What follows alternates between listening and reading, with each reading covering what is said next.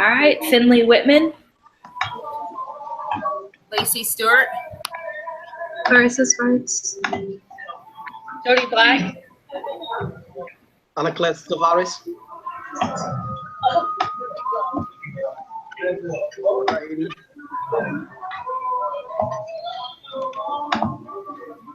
So we are going to discuss the book Sacred Duty.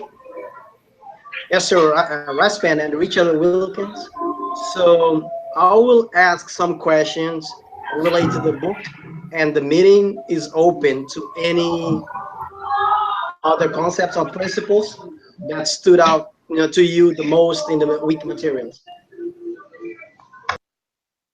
The first question, we can go in order, like Clarissa can go first, and Lacey, and Jody, I'll be the last. I'm going to take notes, so I'm going to go a little bit later. Oh, we'll just leave it open to whoever wants to answer and whatever. All right, perfect. It sounds good like that. So, with this question, just let me see. No, base it on what the third one. Based on what we have learned thus far, how has your understanding and perception increased on the process of international policy and law? Anyone can go. Feel free to go.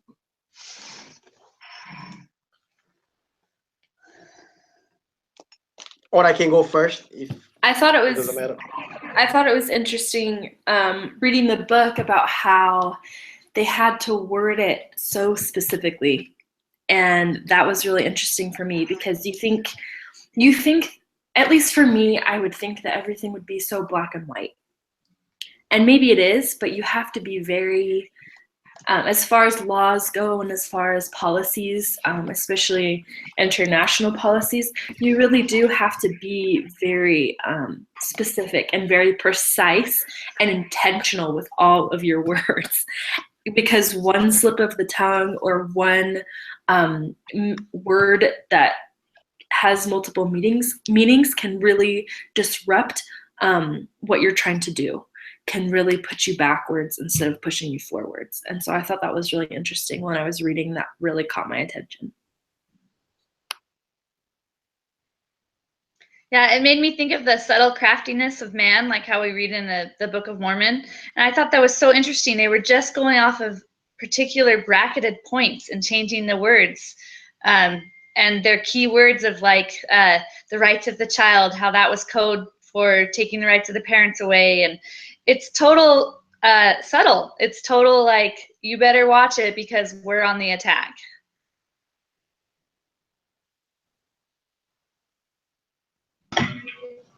Yeah, one of the things that I noticed a lot was that, yeah, you do have to word it correctly, and you have to be careful about how you say things, but also just how you have to stand on your own ground, and you can't kind of go around and see what everybody else is doing. You have to be yourself, and you have to stand for what you believe in and be strong about it and not let other people kind of disrupt you from that. Because I thought it was interesting how ladies, Richard Wilkins, from like writing his talk or writing what he needed to do, and just he needed to be what he believed in versus what the world believed in, which is a scary thing to do.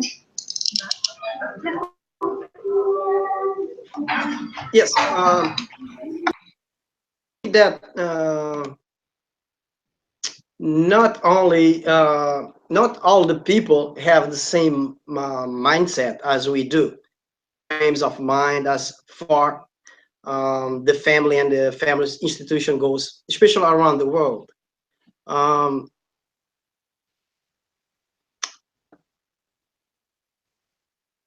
And sad, to have actually happened where unexpected change occurs in the range of order of speakers. It seems like unreal and scripted. To be honest, too, by reading the book, was kind of like depressed. If you are like family advocacy to see those things happen, you might be, it would be shocking. I can't believe that things happens in a nation. So there was absolutely no integrity in those responsibles for the events, if you notice that. This book was like a culmination of the Kelly presentation that we saw,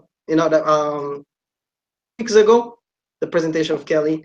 It was fascinating and to understand that, and said at the same time, because the way it's handled, they can get away with stuff like this. I don't know how they can get away with stuff like this. I don't understand that. It is a little bit good, mix it up with a lot of evil, all in the United Nation settings. Also, how they describe it, very convincing. And it's convincing to a lot of other countries, especially those that don't speak English or they are easily manipulated. I don't know if you remember, I found interesting on page 24 when he was talking with an Indian ambassador or a leader. You remember what he said? It's right here. The Chief Justice from India was frank. He was really frank. He said, I don't believe you. My nation doesn't really intend to enforce any of this. We negotiate and sign this agreement because we want to go home and we intend to ignore them. This is really sad. So they don't care about it. You just go there. They not kind of like they force it to be there, and they I'll just ignore it. Blah blah blah. Sign so we can go home.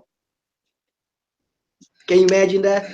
That's another thing that I like to emphasize is that the UN who act as a governing agency. They push the family policies that are not in the best interest of the family. Pretty much is what I have for this question, but I really like your point of views, all of your point of views. I'll just make a quick one on this one. So this has a lot to do with like the book that I've told you guys like a billion times about, this semester, Stand for the Family. She talks a lot about the UN and how things go down there. So I was not surprised at all when I read this book, even though it was a little hard to read, about just how like vindictive the groups were. I couldn't believe like when the ladies were in the room, like talking real loud when he was trying to type his, speech up on the computer. But I had previous knowledge of knowing about how certain groups aren't allowed in certain meetings with the badges and how they purposely try to kick like pro-family members out. Like once certain people get recognized by other people, like they try to stop them. And so it's just, to me, it's just really unfair because you're trying to pass all these laws and make, all these things, but then nobody's getting the full story. Like I was really grateful in this book that he was able to speak, like, how they put in all those extra speakers at the end and they were trying to push it. Like they were trying to do everything to like have their side not be heard, which is funny to me because if people want to be so confident and think that they're like the majority and that, everybody wants this, then let everybody have their side. Let everybody speak the truth. Let everybody have everything out on the table and let people vote. But then as we saw this week with the Supreme Court and the ruling of same-sex marriage, sometimes even when the people do voice their opinions through the state, the government does what it wants anyways. But another huge thing that I learned too through this process is that, yes, with the wording, it's very tricky. Like almost all the words now have like a dozen meanings, definitions behind it. And that's really hard for all these other countries that don't speak the language as is. So you try to teach them a word and they think, oh, okay, this is good. But then they don't know the definition behind that because they're not even fluent in the language. So there's been so many times when they've voted or were going to vote in favor of something because they thought it was good, but then they have people, especially from the US, there explaining it to them. And unfortunately, there's not enough of us there, but that stopped a lot. But that's another thing that I learned too from this.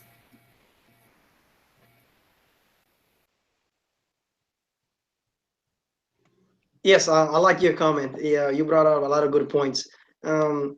like I said, even if they vote yes in favor, when they go back, they're not gonna apply that. Some might apply that, but most of them they don't apply. Like the Indian chief, whatever. He say we don't care about it. We just came here because we have to. But we don't care about it. We're not gonna apply those things because it seems like I don't know. I don't understand why they don't vote against if they know this thing is not good for them. Yes, in favor, and go back and don't apply that.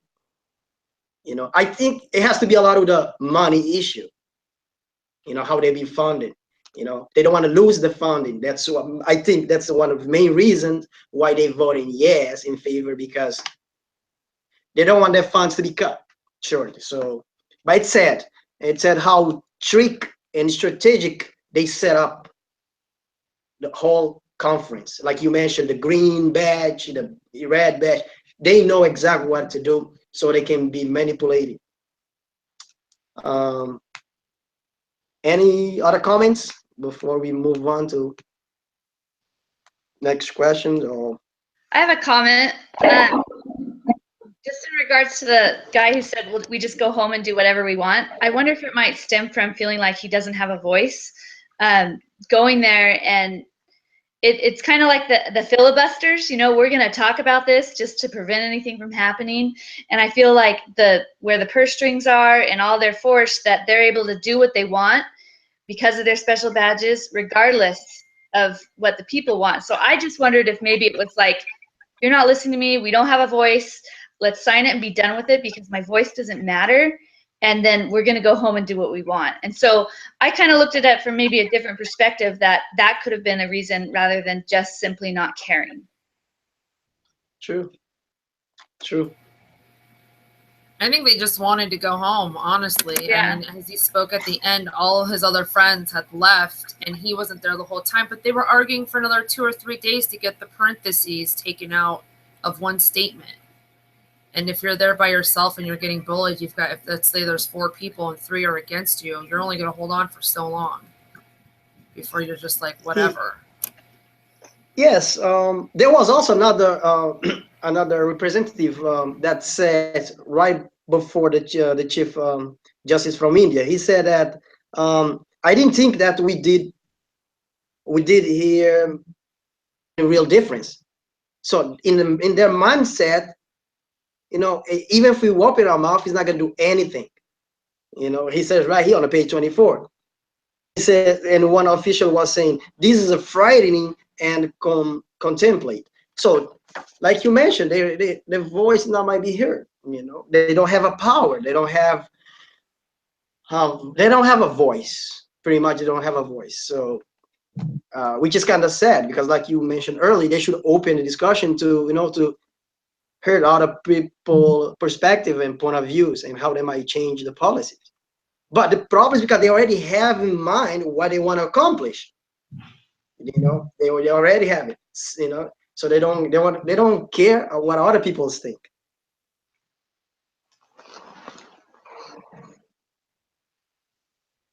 Alrighty. So next question, which is similar to that one, pretty much. What role did you see the Lord playing in Professor Wilkins' efforts to advocate for the families? What lesson did you learn for your own efforts?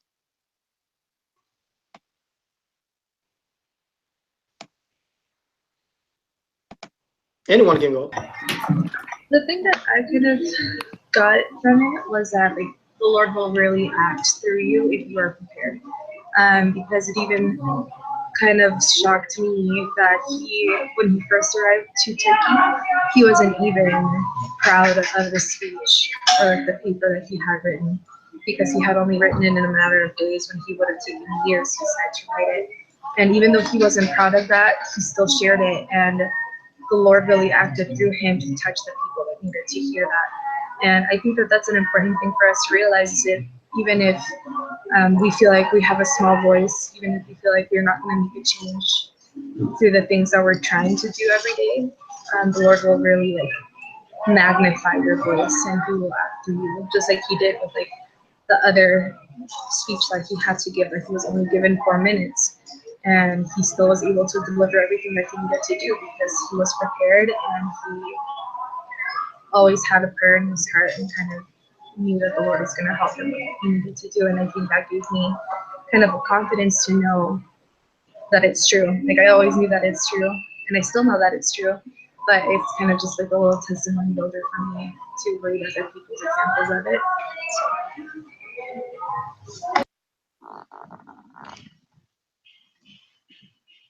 Yes, you're absolutely right on it. And I'm glad that you brought up the point where he said when they would keep changing the time for 10 minutes, 6, and then 4 minutes.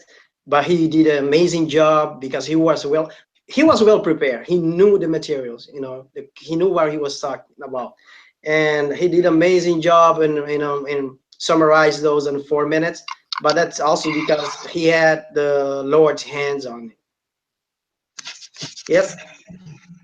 One thing that I saw was that really touched me was kind of what Clarissa was talking about, how he didn't have as much time to prepare. He was really outside of his comfort zone as far as presenting information and trying to stand up for something that he believed in. He was used to spending hours and hours and days and weeks and months preparing speeches and preparing things for people to hear.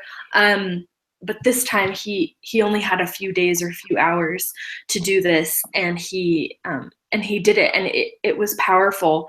And one thing that really touched me, and maybe it's just because I would be a mess if I did this, but he lost like 28 pounds because he like wasn't eating, he wasn't sleeping, like he didn't have any other like almost human pulls. Like he had none of that happening to him. I mean, maybe he did, but it was all about just being a voice and being there and doing what the Lord needed him to do.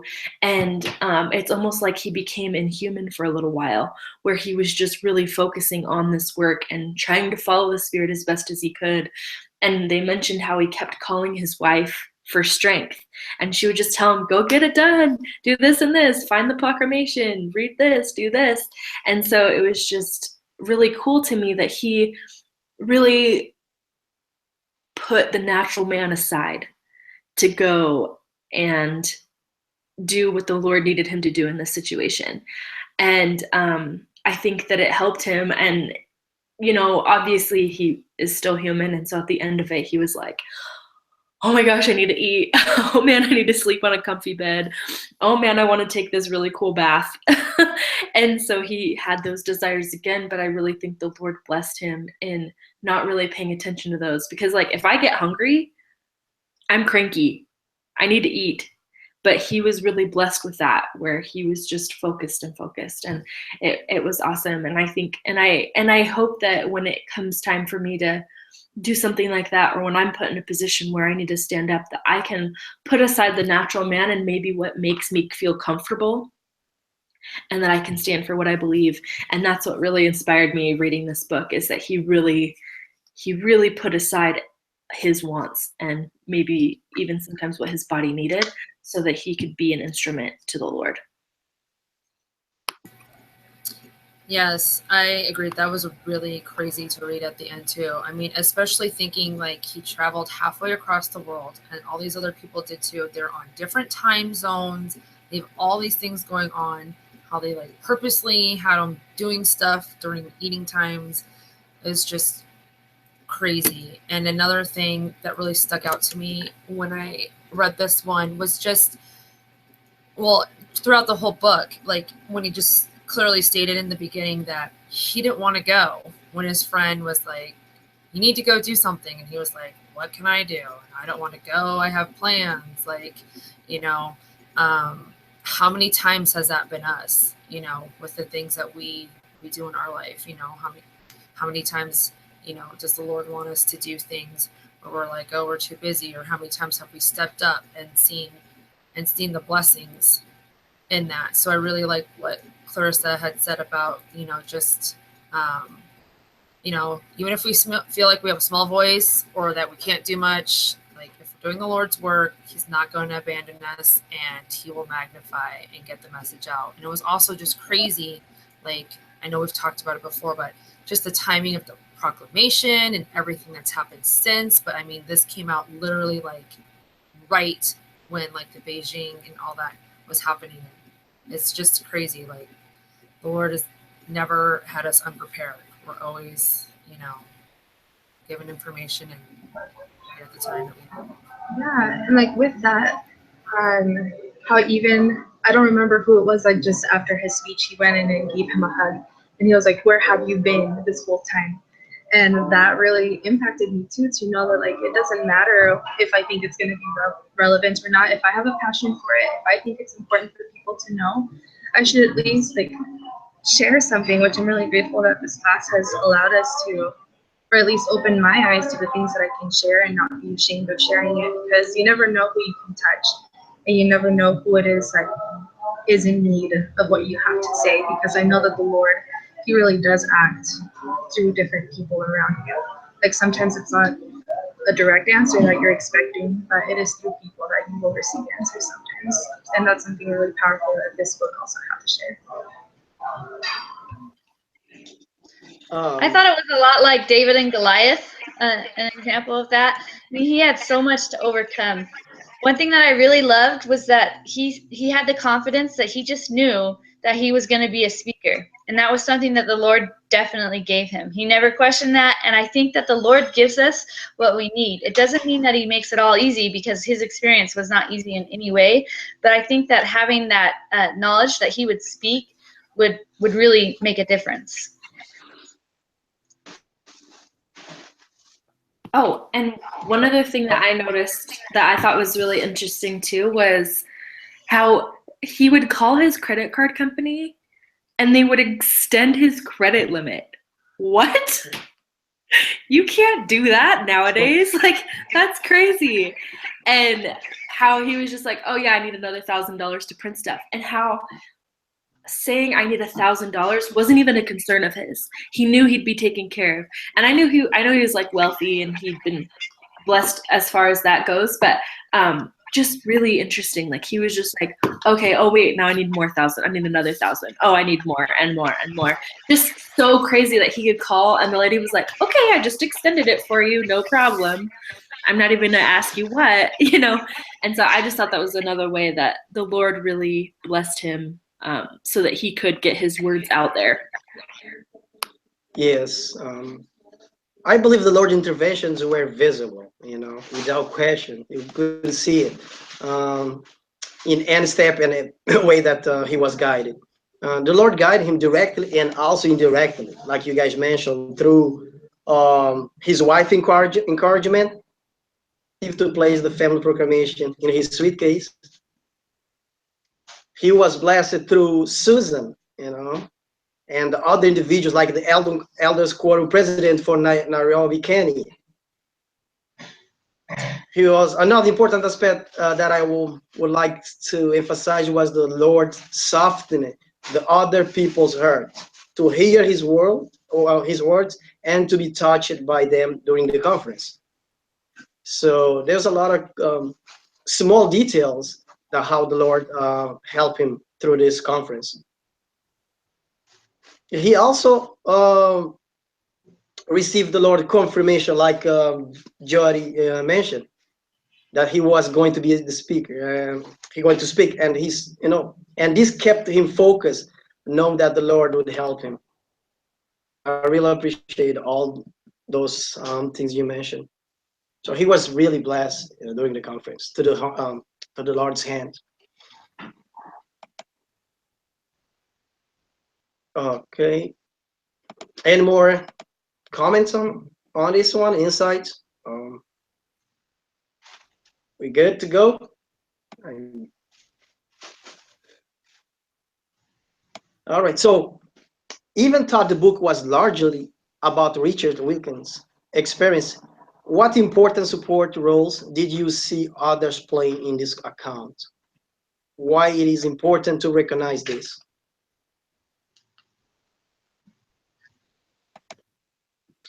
I think what Clarissa mentioned earlier about that guy who came up to him and said, "Where have you been?" Mhm. I think that he really was a supporting role in this because what he said to Richard really affected him. And he was like, "Where have I been? Like, what am I doing? You know, I need to be doing more." And it really drove him and continue to drive him as he did future meetings, UN speeches, and policy things. And so I think that he was, even though his line was short and didn't have any other interaction with each other really after or before that, but he really did play a key role in Richard's motivation to keep pushing forward and to keep doing what he was doing, because he knew that, you know, these people wanted somebody who was going to stand up for what they believed in, but was going to do so in a way that was professional and that was heard.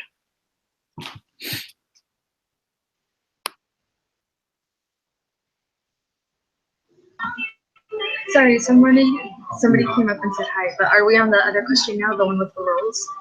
Yes, we are on the. Okay, yeah. I think that the other important role that I have seen in this book is the one of his wife, just to be a supporting role and to show love and kindness, because like Finley was saying, he neglected so much of his human nature just in there, and all he wanted was love. And that was one of the things that his wife was really good about, and how she was so supportive.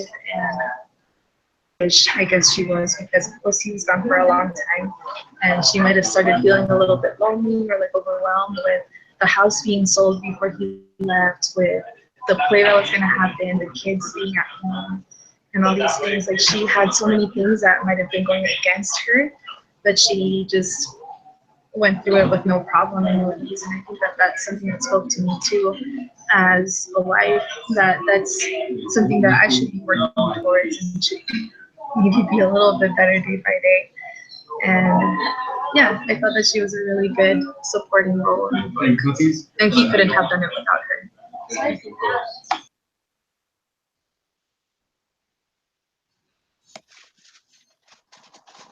Yes, mention about the invisible or indirect support. So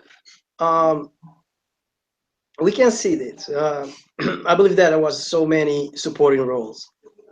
He could not have done this by his own. Do you agree with that? Yeah, he could not. He would even go if it was not because of Susan's phone call to invite him. You know, there's another supporting role. So, you know, he could even go there. His wife's support and encouragement was crucial. Like you mentioned, one of you guys mentioned earlier. You know, every time he was struggling, he'd make a phone call, and after, you know, the conversation with his wife, he will feel more encouraged, and it's kind of like a boost for him to go and do the work. Um, um, they had a big, you know, you remember that they had a big plan, but she postponed that plan to support him in a good cause. They said, no, I'm not going there. I have to do this. You know, it's my plan. This is what I've been planning for years, to, you know, to have the biggest house and this and that. No, I think you can go and do good to the world, and then we can figure out how to finish our plan. So that was a good encouragement and support. And also he had the support of the international family. You know, I believe they play a crucial role. And like I mentioned earlier, one of the guys that gave him an incentive was the Kenyan Ellis Gordon president. So there was a lot of you know, important supporting roles that helped him go through this presentation. So. Yes, another thing that I thought about was just all of his life experience and you know, and all the people throughout his life that helped him, like, you know, when he was in theater and all the, you know, acting lessons and things he learned, and when he was writing for the newspaper and for being a judge and, you know, going up against the Supreme Court multiple times, and he knew what like nervousness was. And so just how at the time he didn't even know how all these people that helped him with all these things in his life were supportive roles, and they built him up for this moment that happened, you know, 25 years later. And a big reason for the second part of the question, why is it important to recognize this? I felt because, you know, this is what we can and what we need to be. You know, we need to be the role model, you know, like we learned a few weeks ago. We need to be like the replacements for people who are over there advocating, that are getting older, that are, you know, not going to be there for, you know, however much longer, and they always need more people anyways. So that's the biggest lesson that I took from this book, is that this can easily be us. We're preparing right now, and this can be us in the future. If you don't mind me saying something else, another thing that I kind of experienced was the same with Lacey, is that like you never know who you're going to touch, right? Like even the teacher that he had at BYU for his Book of Mormon class, and how he was able to recall what he had said tons of years ago, I would expect, because he was in college at the time, and how he was able to recall the scripture that he was talking about, and how the people at the UN, the Women's Caucus, is that how you say it? How they were like talking about how Cornhor was talking, and how he had remembered what his teacher said back then about that. And yeah, like we never know what we're gonna learn from, when we're gonna remember, what we learned from who. So I think this is just encouraging for me to always speak out and never be too nervous to talk when I'm feeling the spirit. Because I know that whenever I'm feeling something, I'm like, oh, I'm just gonna stay here and be quiet, because people are probably thinking it anyway. But it's important to just say it out loud for those who aren't thinking it and might raise a question in their hearts and might even be an answer to their prayers. So I thought that was something really cool to think about too in this one.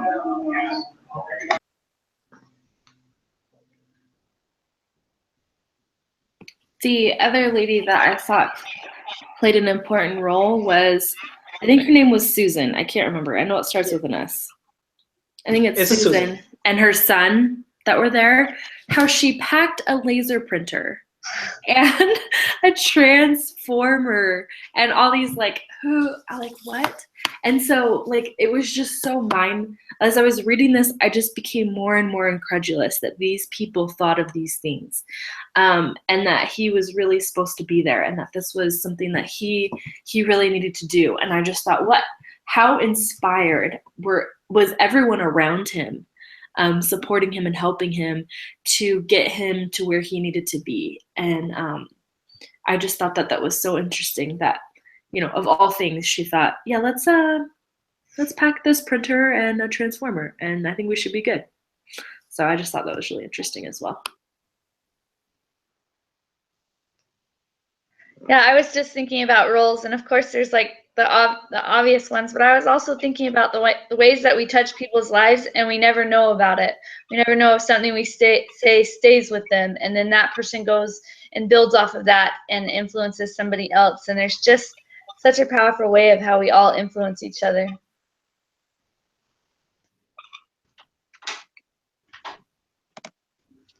True, like I said, yes, and it's not for a reason. Place him in that conference. I said, I believe I mentioned earlier, prepare the way, are willing to do his work, provide a track, a path for us to accomplish his work. To read his book and see how blessed he was. That we have to discuss is does the UN seem to be individual or family focused? Explain your answer. So what do you think? It's more family focused or more individual? I think this is a tough one. I think, again, it's kind of like what we learned about with the other video we saw. I think a lot of people there are family focused, but I think the radical groups, which, again, if you would stand for the family, talks a lot about, they go there. They tried to pass their laws here, and their voices weren't heard. The people didn't want it. And so they started going over to the UN, and they started voicing it there, and it's a much smaller, voting policy, group there. And so they started influencing their laws and the things that they wanted there to get passed. And then, as the UN has adopted it and other countries, adopt it, it starts to kind of flow outward that way. And then the US has tended to jump on board later because they are viewed as like, behind the times or not with what the people want and stuff like that. And so then it quickly turns like to being individual focused. So it's kind of weird. I think it's kind of like with I'm forgetting the lady who did the video. Is it Mercy? I think this week that did the speech in 2015. How it's like an illusion. It looks like it's individual based, like because that's what the people want, but it's not really what the people want. But because there aren't enough representatives there, or because people, like the one guy on page 24 mentioned, that they really don't care about it, and they think that even if it becomes a law, they're not going to follow it. I think they are family focused, but they just give up, or it gets, these individual, policy based, viewpoints get passed, and then it looks like it's an illusion. If that makes sense. I don't know if it sounds confusing. No, I think you're right. I think that even seeing the United States, we are seen as a pretty individualistic country. But I think if we ignore the media, because the media is really feeding this information to us, if we're ignoring the media, it really is. There are so many people that are making decisions based on their families. And it's not just, my husband always says this, he always says, the squeaky wheel gets the oil. And it's whoever's talking the loudest usually gets heard. And I think that's what's happening. And I think that's what was happening here with the Women's Caucus. In the book, they were speaking loudly, they were angry, they were acting out in ways that it was almost like you can't ignore it. Like you have to pay attention to what's going on over there, or what they're saying. And I think that that's the point, is that they think if they get bigger and louder that they're more important than what's actually important for the people. And so I do think it is an illusion. It surprised me about how many countries were like, no, we want traditional marriage. We want this fought for. We want these words this specific way, that we're backing Richard through this whole time. And so I think that the world wants us to think, and the media and all these different want us to think that it is an individualistic thing, that we're fighting for those things. And I think that if you do look at social media, you think, what is happening to this world? But if you look around you, there are real people that really want to fight for families, and that really think that these are important values to hold. And so I think that it's more important that we pay attention to the people around us than to what we see on social media. And I think that's what kind of helped Richard as well, is that he paid attention to his supporters that were helping him and pushing him and getting him through. Although, it does affect you when you hear when those women were talking loudly about how ridiculous his views were. It does get to you. But if you listen to the voices that are encouraging and pushing you forward, we can be strong. And I think that we need to not let what we see on social media or in the news or whatever affect our actions in a negative way. We need to let us to propel us and to say, no, this is really what's going on. This is just an illusion here. So I think that's important.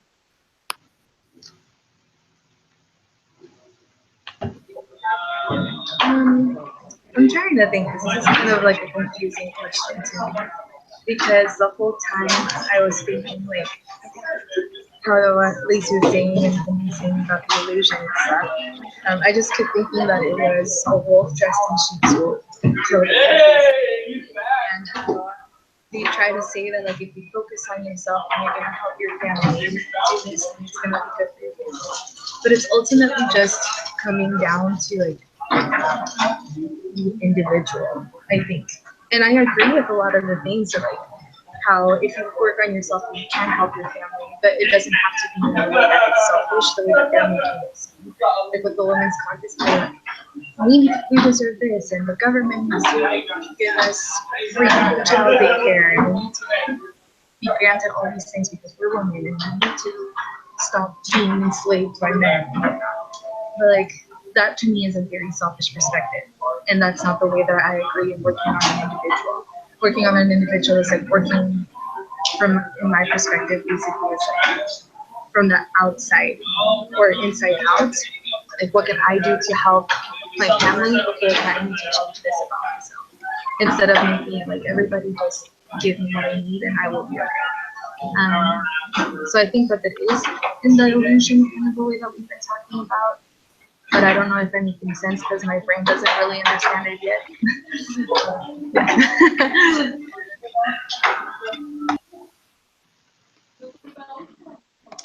Yes, it seems like we are living in an individualist world, and I don't see UN to be family focused, even if it seems like it, or they trying to elude us, but that's not gonna happen. The family, if you see, is less and less important, in their perspective. And it made me think about the ecology, system that we've been studying. It start, with a microsystem, and then it spread out to the, from there. But it must be the main foundation, the relationship that are building, technology that is gained can impact everything else. So if you focus on family, of course, we're gonna be a lot of those things, that's the bad things, bad stuff that's happened would be avoided. But when you focus in individual, uh,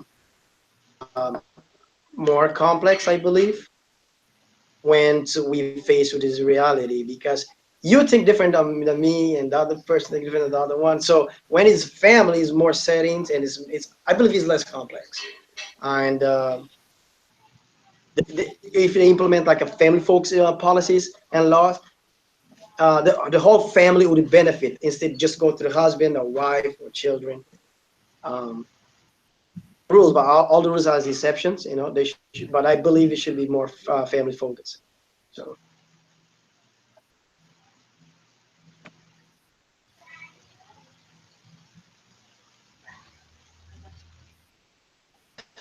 thoughts, insights, are we good?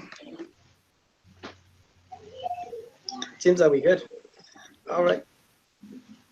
If you guys can share any other things that stood out during, no, we don't have to just go questions, and anything that you found interesting, the videos or the books or other things like you want to share, feel free to. And question we have, it's about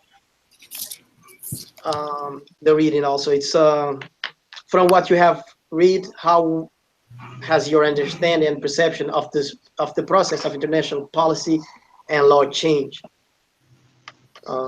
Anyone can go and share the experience. What do you think? How your perception of process of international policy has been changed by reading this book? I think that before I thought about, well, maybe I didn't. I don't know if I gave much thought to it, but that the fight is never over. And when he was talking about how he went to the next conference, was it in New York? It was somewhere. He went to another one, and they didn't even talk about the conference that he had been to before. None of that was mentioned. Only Cairo and another place was mentioned. And it just proved to me that the fight isn't ever over. Just because he made one grand stand and he did a lot of work at this one place, it didn't stop. It just propelled him to keep moving forward and to keep working hard. And I think that that's the point about family and child advocacy, is that our job is not done just because maybe we influenced one good law for families, or that something changed within the family laws and policies in a nation or in our world. That doesn't mean we stop fighting. People are always going to be combative, always going to try to knock that down. They're going to try to fight for the individual instead of the unit as a whole. And so I think that it was something that really, really affected me, that I'm taking these classes now, yes, but it's not over when I'm graduated just because I get my diploma. It's not over when I don't have kids in my house anymore, like when I'm not raising my kids anymore. It's important all the time.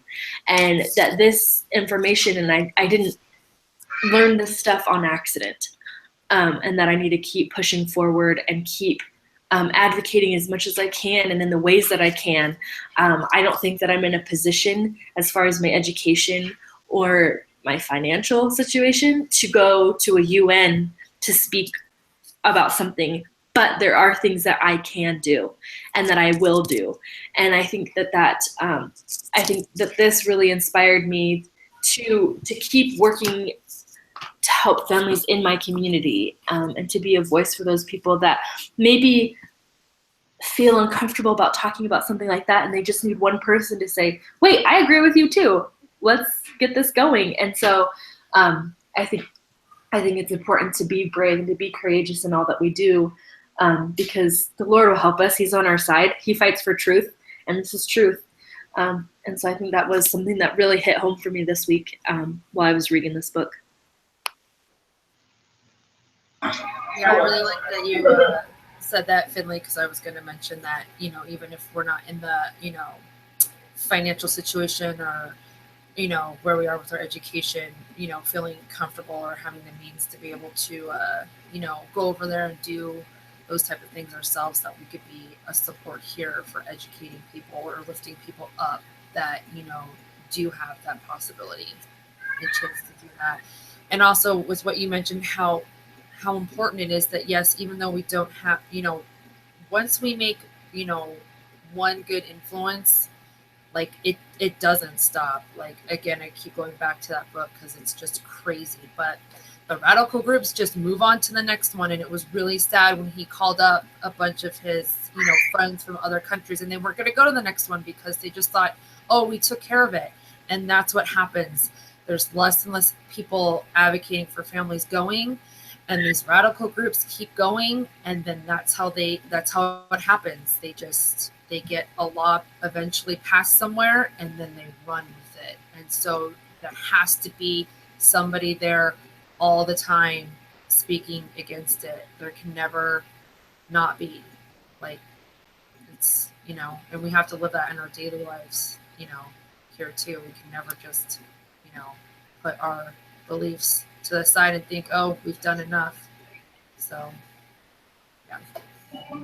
Yeah, one of the things that I really liked, and it's like a quote that I underlined in the book, it's in page number 38, and it's about how I think he was gonna try out now, and then this red badge from approached him, and how she's like, people always ask me why do you bother with all these meetings, they don't have any tea, blah, blah, blah. And this response that she gave is what really struck me, because it's so true, and I feel like it answers the question to, like, how has my perception changed as to how the laws work? And she responds, they don't need tea, they don't need authority. I say they've got influence. That's where the power is. It's in the influence. The influence in the purse strings. Influence is always more powerful than control. It's the power of words and the power of money. So, like, I always understood that money is where all the powerful people go and whatnot, but also the influence, and how we also have influence in some people. We might not have, like, the means to go to these meetings or to, like, the UN and conferences and stuff, but we have friends who might grow up to be something like that. You know, you never know who's going to be the next what. And we always have to be showing our best example and influence those people around us to want to be a change, because example is always stronger than words. We lead by example, and that's what I would say. So I thought that was really interesting that she shared in the book. Yes.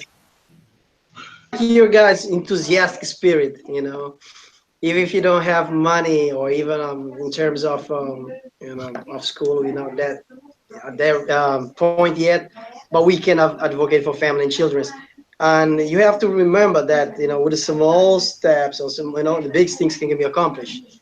And always remember that. And in our community, in our society, we can do things that we can help children and families always. So we just need the courage and motivate, to do those things.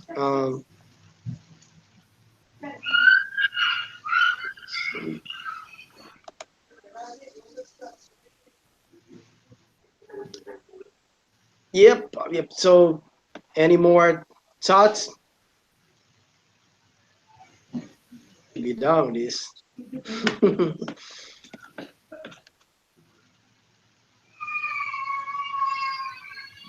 I think that's all we covered. Pretty much we covered everything we were supposed to say today. So, Okay. Lacey can summarize the last 3 minutes. Okay. Let me go back up here. So we talked about, I have this labeled differently. Our understanding and perception of the process of international policy and law changed, and we said that the fight is never over. And just because we've influenced one good law or thing for families, we can never stop advocating for children and families. Laws are always fighting to be changed, and it only takes one time to reverse all the good work we've done if we aren't there to defend it. Power is influence, and family advocates always need to be present to influence others. We talked about if the UN seems to be individual or family focused, and the UN seems to be individually focused, but many of the people are family focused, and people want to be family focused. The focus seems to be an illusion. It seems individual focused, but really we have to see through the few loud radical groups that are individually focused. We need to not focus on the media because they only show us a small window of things, and it's usually extreme. We talked about what we've learned thus far, and with understanding and the perception increased on the process of international policy law. And we said that you have to really be careful with the choice of your words. You have to word things correctly. You have to stand on your own ground. You have to stand for what you believe in. There is also a language barrier, and some people are left in the dark sometimes, and that they need to be helped with explaining the definitions of things in words so that they can vote for the things that they really want. And the voting process of these things can be unfair. And some countries vote in favor of laws just so they can go home because they don't want to stay and argue over the law, or they just go for the funding of it, and they don't care about it, and they don't plan to implement it and follow it in their country anyways. We talked about what we saw, how we saw the Lord playing in Professor Wilkins' effort to advocate for families of the world. And we said that the Lord will always prepare you. Even if we feel like we have a small voice, the Lord will magnify our voice. We will be blessed if we do what we need to do, put the natural man aside. The Lord will not abandon us. The Lord gives us what we need. It's not easy, but we can do it. And then we talked about, even though the book was largely about Richard Wilkins' experience, what important supporting roles did you see others playing in this account, and why is it important to recognize this? And we said that Richard himself was a supporting role. It's important to recognize because we can and need to be a role model. Richard's wife was a huge supporting role. She packed the proclamation. She encouraged him with every single call he made. She supported him as a wife. She took care of everything at home. There was support from his colleagues. They encouraged him, gave him ideas, packed a laser, and laser printer and transformer and gave him ideas to type his speeches. All his experience throughout his life, such as with theater, writing at the newspaper, being a judge, and going against the Supreme Court, and all the people that helped him during those times were supportive roles too. And we never know when we're going to touch, or we never know who we're going to touch and where the future. So we need to prepare now so we can be prepared then. And we can influence each other, and a lot of times we don't even know exactly how. So we should always be a supporting role model. And that's all I have. Great. Okay. All right, I'm going to stop the broadcast.